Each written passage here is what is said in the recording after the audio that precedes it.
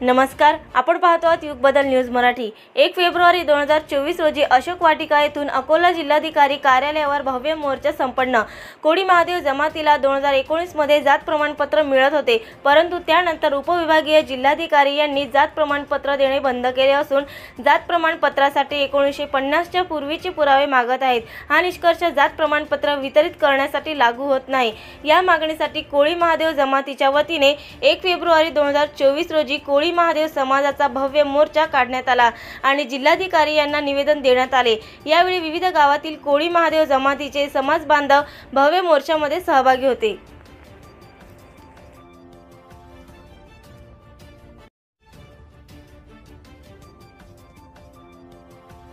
मी advocate Manish कुटे, मी माझे सहकारी संजीव गुंदे, संदीप बगाडे, रामा मातोडीकर आणि सोनाजी मुकुंदे यांच्यासोबत 20 तारखेपासून उपोषणाला बसलो असून आज उपोषणाचा 13वा दिवस आहे आणि आज आम्ही कोळी महादेव समाजाचा मोठा मोर्चा काढलेला होता।